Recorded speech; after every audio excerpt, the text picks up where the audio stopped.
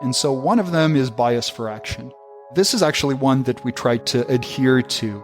There are variations of that with Facebook's move fast and break things.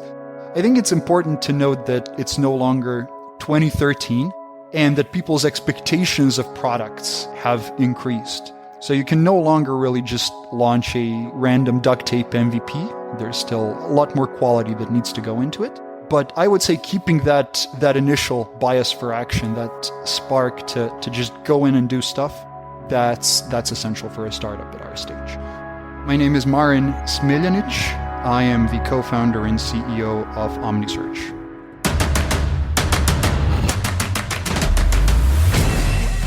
This is Code Story, the podcast bringing you interviews with tech visionaries who share in the critical moments of what it takes to change an industry and build and lead a team that has your back. I'm your host, Noah Labhart, and today how Marin Smiljanic built the search for your online courses, be it audio or video, powered by AI. All this and more on Code Story.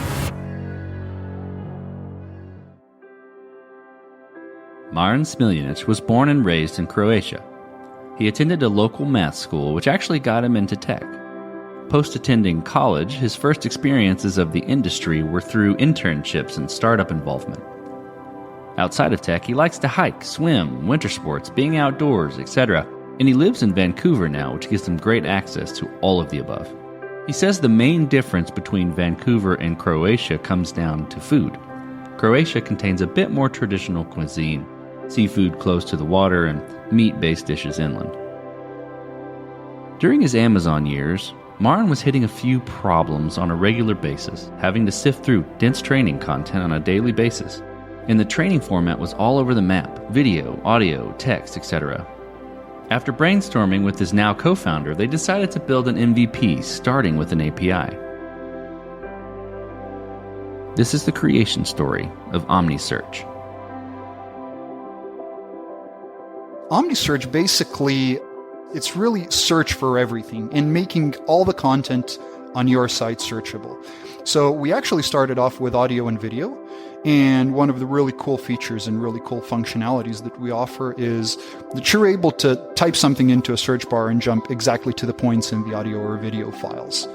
You as a site owner, as a creator, as anything of that sort, you can basically just integrate that into your site and then expose that functionality to your users.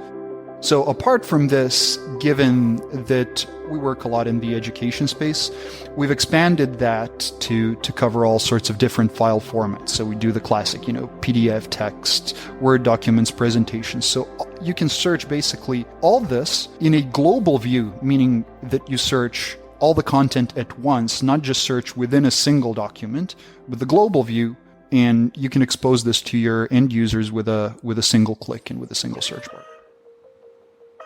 Tell me about the MVP. So that first product you built, right? How long did it take to build, and what sort of tools did you use to bring it to life?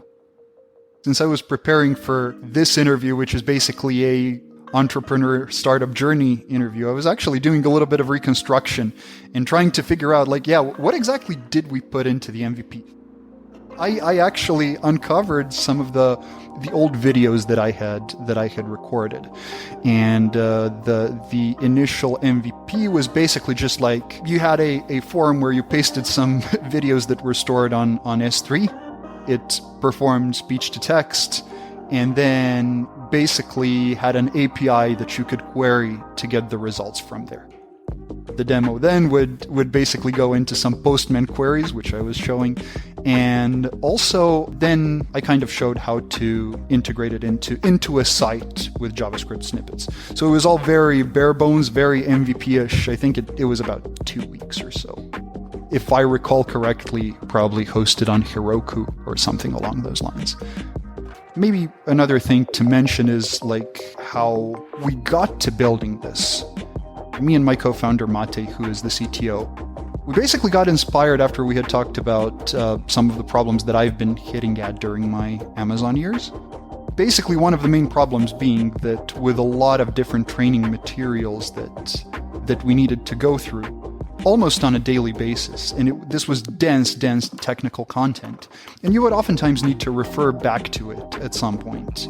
And I would spend hours just, going through the materials and trying to find what I was looking for. And it might have been some, difficult concept about scaling or about distributed systems and consensus.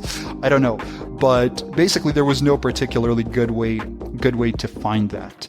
And I figured, you really should be able to provide this sort of a control F functionality to be able to jump to the exact points. So yeah, we brainstormed a bit and decided, let's launch the MVP and let's see how it goes. With any MVP, you've got to make certain decisions and trade-offs about, okay, what are we going to build first and what are we not going to build, right? What are we going to cut? What technical debt are we going to accept? So tell me about some of those decisions and trade-offs you had to make and how you coped with them. I actually don't think that we made that many difficult decisions and trade-offs in the MVP itself. Most of the tougher decisions that we had to make were later on once the product was a bit more full-fledged. With the MVP, the main focus is, okay, so we can launch audio search first, and that is going to demonstrate everything very nicely. We can show how this can be integrated into the sites. So we weren't focused on building a full-fledged product in terms of supporting a whole lot of different ways that you could upload videos. We didn't have any kind of YouTube support or Vimeo support or anything like that. It was just public URLs from S3. But then we were really just focused on building the API. We, at some point, evolved into a more full-fledged product. But back then, the initial focus was, build an API, show people some examples, and then show how they can integrate that. This episode is sponsored by Vanta. You're a startup founder. Finding product market fit is probably your number one priority. But to land bigger customers, you also need security compliance. And obtaining your SOC 2 or ISO 27001 certification can open those big doors. But they take time and energy, pulling you away from building and shipping. And that's where Vanta comes in. Vanta is the all-in-one compliance solution helping startups like yours get audit ready and build a strong security foundation quickly and painlessly. How, you ask? Vanta automates the manual security tasks that slow you down, helping you streamline your audit. And the platform connects you with trusted vCISOs to build your program, auditors to get you through audits quickly, and a marketplace for essentials like pen testing. Join over 8,000 companies, including many Y Combinator and Techstars startups who trust Vanta. Simplify compliance and get $1,000 off at vanta.com/codestory. That's VANTA.com/codestory. This episode is sponsored by Kinsta. Between juggling client meetings, managing your website, and keeping up with everyday tasks, who has the time to stress out about website security? Well, with Kinsta, the technical stuff is taken care of, so you can focus on what you do best. Kinsta provides managed hosting for WordPress, offering lightning-fast load times, top-tier security, and unmatched human-only customer support. Whether you're a business owner, web developer, or running a digital agency, Kinsta makes managing your website easy and efficient. Kinsta provides enterprise-grade security, being one of the few hosting providers for WordPress with SOC 2 and other certifications, guaranteeing the highest level of security for your website. Thanks to their unlimited free expert-led migrations, Kinsta ensures a smooth transition for you from other hosting providers. Customers have reported 200% faster load times post-migration to their platform. What I find cool about Kinsta is their fast and reliable customer service and premium features that are included at no extra cost. Ready to experience Kinsta's hosting for yourself? Get your first month free when you sign up at kinsta.com today. That's KINSTA.com. Okay, so then you've got the API built, right? How did you progress the product from there? How did you mature it? And I'm curious how you went about building your roadmap and deciding, okay, this is the next most important thing to build. There was actually a lot of trial and error involved in this. One of the key things for us, having started as we did with a very general product that tried to be almost like for everyone. At a certain point, we figured, okay, we need a sort of a beachhead segment. We need a market that is going to be super excited about this and that we're going to double down on for the initial phases of the product. For us, that turned out to be online education. startups, course creators, any of a number of stakeholders in that system were actually pretty excited about our product. And moreover, they were happy to try it out, happy to give it a shot and try a product from a untested startup. A lot of the roadmap really evolved from the requirements of that market. So that's why I said basically we really nailed it, I think, with the audio and video search, because that's necessary for the online lectures and to make that more navigable. But also it's important to understand that online educators have a whole lot of different media types, different file types that they expose to their students. And that's kind of how we added, document processing, presentations, text, and all that to our roadmap. A lot of the roadmap really did have to do with the market that we were in. What I would say, more generally speaking about the roadmap, one of the mistakes that we kind of made earlier on was to try to build too many features preemptively. That ended up, if that ends up not converting, you're not in good shape. Nowadays, when we're talking about the roadmap, we try to identify the common threads and the common pain points that customers are experiencing and then try to address those. So we're going for most bang for the buck in terms of what we're seeing from the responses from the market. Well, then let's switch to team. So how did you go about building your team? And what did you look for in those people to indicate that they are the winning horses to join you? The most important thing is that I teamed up with my co-founder Mate. And so him I had actually known for over 10 years at that point. And we actually met through programming competitions. So he was a couple of years behind me, and I was kind of a mentor in algorithms, and I taught a advanced programming course in my old high school. He was one of the people that attended and one of the best, really. And so in the meantime, why he was such a valuable, shall we say, associate, is that he already had startup experience. So people who have done startups, maybe been there in the early stages, and just been able to, absorb everything that's going on, all the processes, not just the product side, but when you're that early, you can see the sales and marketing side. You can see a whole lot of different things. That I think is another thing that I look at, even not just for the co-founder, but for the next people as well. For the technical part of the company, we do just like to see plain old coding. People who can flat out code, whether that's people that have done competitions, people that have done significant work at startups, that have won academic awards, that have done a lot of internships. So we just want to see some sort of a track record and see whether this person is able to deliver stuff, and ideally deliver stuff from zero. In terms of the other roles and other functions, it's a little bit trickier, especially for us, since both of the founders are essentially tech people with less experience, doing those functions and even interacting with people in those functions. If you're talking about junior people, then attitude. So, whether they're in some sense a go-getter, whether they're really willing to work hard, whether they have that, spark in their eyes. For senior people, you want more track record. So if you're looking for a sales rep, you want some numbers, you want to see the relevant experience. But here, I would say I can talk about this with way less authority than I can about the technical side of those. From the type of people that you're bringing on, what type of team culture, sort of culminates from those types of mentalities, from the juniors or the seniors or the different roles? Tell me what type of team culture that has created for you. Once you've been at one of the big tech companies, you can never entirely let it go. So I think that one of the interesting things from Amazon was the so-called leadership principles. And so this is what, a lot of people there are evaluated on in addition to the sheer technical contributions. As cheesy as they may be, I actually find that I like a lot of them. And so one of them is bias for action. This is actually one that we tried to adhere to at the company to the greatest possible extent.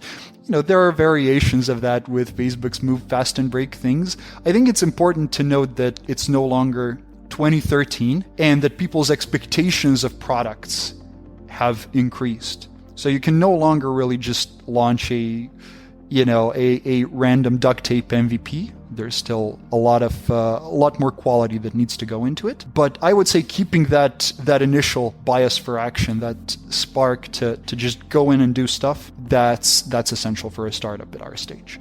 So yeah, that, and always looking out for what is happening in the market. Not just competitors. We try not to focus on competitors, but also, be on the lookout of people for people that we could have good synergies with, for other potential market segments and that sort of thing. So being informed and staying on top of what is happening in the tech world, if not in the world more broadly. Let's touch on scalability then. So did you build this to scale from day one, or are you fighting this as you grow and gain traction? We're mostly fighting it as we grow and gain traction, but I will say that, since both my co-founder and I have quite a bit of experience building scalable systems, then our gut feelings are actually pretty good. We know, okay, this is not going to take us to the next level, so we know when to replace stuff and do something that's a bit more sophisticated. So I would say we didn't over-engineer. We kept the stack as simple as possible, and basically we take on the challenges as we go. But like I said, I think that our intuitions and our gut feelings are actually pretty good, and we know we can anticipate what could potentially at some point in the future break and get ahead of it. Well, as you step out on the balcony and you look across all that you've built, what are you most proud of? First and foremost, I'm really, really, really proud of the team. And the team has really done an amazing job so far. I think that, we gel well together. We share the same values. We share the same bias for action. We just like doing startup stuff. We prefer that more than, corporate jobs of any sort. So I'm most proud of the team. The team has really been great. Apart from this, I'm proud that we have so many happy customers. And even on our site, we always try to highlight the customer success stories. And knowing that people really like us and that they've been so forthcoming and even proactive in terms of writing testimonials, talking about us to other people that they see, just gives me a lot of inspiration and motivation to keep on going forward. So I think those, and also the choice of the first market segment. I think education, there's something special about the education sector. Because you do want it to be successful, almost as like a societal thing. So you definitely feel a little bit of an extra motivation when you know that you're helping in the education sector. Let's flip the script a little bit. So tell me about a mistake you made and how you and your team responded to it. One of the tricky things that happened was, or more generally, like, how do you decide what to build? How do you decide what the roadmap is? So one of the mistakes that we had made is, and not to go too much into the specifics of the case, but we had a prospect that that had certain feature requests, and we basically just dove in and started developing that. And then actually the deal ended up not converting in the end. And so we lost a bit of time there, but it also just taught us a lesson about, having to prioritize something that would have broad appeal and not to get too perturbed by, just getting these feature requests. So we've become a lot more, I wouldn't say a lot more conservative, because that's a bad word for a startup, but a lot more careful and a lot more okay in terms of, just saying no at a certain point. and really doing our homework and doing a lot of discussions when it comes to evaluating features and prioritizing among them. Well, this will be fun to ask. What's the future look like for OmniSearch, the product, and for your team? So I would say for the team part first and foremost. So where we're at currently is we've raised a bit of pre-seed funding. So with that, we can make our initial hires on the engineering side, and also get perhaps some more senior salespeople. So we're evaluating these priorities, but definitely on the technical side, as you're probably aware yourself, this is a tough problem to solve at the moment. So we're very focused on making the engineering hires and making that work. And then, after the next round, who knows? We'll definitely be growing the team in all the different functions. But I would say in terms of the product, we definitely intend to make it more enterprise ready. So, make it easier to connect all the sources that your company has, make that easily connectable to OmniSearch so that it constantly crawls and scans and indexes all the new stuff that you add. And then also more sophisticated permission management. So these are kind of the two main things. And also another really cool one is more computer vision stuff when it comes to video search. So developing our own algorithms and anything else that you might think of when you're talking about video search. So these are, I think, the main things on the roadmap for the next, say, half a year, maybe even next 3 quarters. And I think we'll have our hands full with that. We just need to execute it very, very well, and we'll be good to go, to Fortune 500 companies and offering this to them. Certainly. No, it's very cool. Loving the future stuff, especially the vision search. That sounds like it's going to be really, not only really valuable, but really fun to build. That is going to be fun. That is going to be fun to build. I love it when something's useful and also fun to build. Yes. Let's switch to you, Marin. Who influences the way that you work? Name a person you look up to and why. Oh, the inspirations, they abound. So if we're talking really about the current crop of people in tech, I really like the Stripe guys.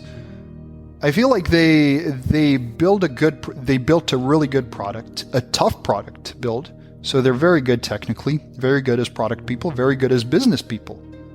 And what I like is, if you take a look at how, the way they launch stuff, they're still operating very much like a startup. They're constantly launching new things. It's always on product hunt and whatnot. So I like them. I have a lot of respect for them. If I had to go back to my, younger days, high school or whatnot, I would say that the two main inspirations, two guys that I always read and that almost like got me into startups, apart from the fact that my dad also had his own software company for a long time, were Joel Spolsky and Paul Graham. And so I really read a lot of their essays. They kind of got me into this mindset that I want to, have a tech startup or tech company, because I think that Spolsky wouldn't even use the word startup. I want to have that and basically try my hand at it. So that, I think, was the most important inspiration. Well, we talked about mistakes earlier, right? But a little bit different spin. It'll be interesting to see where you go with it. If you could go back to the beginning, what would you do differently? Or where would you consider taking a different approach? That is actually a very good question. And it's an interesting one because you don't know how it would have worked out. So one of the routes that I think we could have taken is doubled down on, being everything to everyone. Making something that's, just don't niche down. Rather, build a product that is really just for anyone's site. and market it to, creators, to small, medium businesses of any sort. So that could have worked out differently. But I'm not sure whether it would have, because it might have jumbled up the messaging and what we're actually trying to convey. Because one of the initial problems that we had was that we were trying to be too general. So I think that the way we played it was actually correct. It's an interesting alternate reality, but I actually wouldn't change that much. I think we played it okay. Well, Marin, last question. So you're getting on a plane and you're sitting next to a young entrepreneur who's built the next big thing. They're jazzed about it. They can't wait to show it off to the world. They can't wait to show it off to you right there on the plane. What advice do you give that person having gone down this? I would say most important thing is not to quit. It is slightly more subtle than that, because if you want to do startups, you'll probably be miserable at a corporate job. So it's important not to quit the startup world, the startup grind as such. But on the other hand, it's important to also realize when an idea is not going anywhere, and then having the guts to just pivot and move into something else. So I would say it's important to have some sort of a safety net. And now I'm just getting all practical. But for me, it was, having a top talent profile, so that I always knew that, if money got tough after I left Amazon and went into startups, that I could always, just take on some projects on the side. And that really gave me a lot of peace of mind. So I would say figure out something like that, where you have a bit more of a soft landing, where it's not entirely binary, like now I'm doing my startup, and then if that fails and bombs, then I'll go work for some big corporation that I might not be excited about. So that, I think, is more life advice. It's not product or business advice, but I think it was very valuable to me from a life advice standpoint. Sure, that's great advice.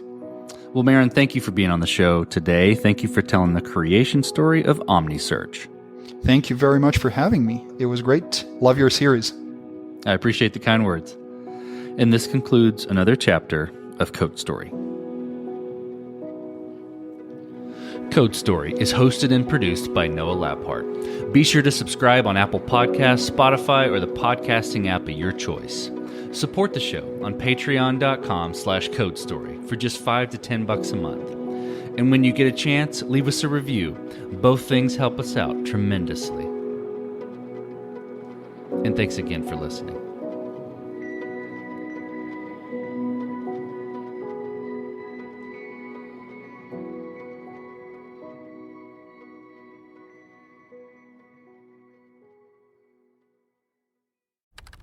Business taxes.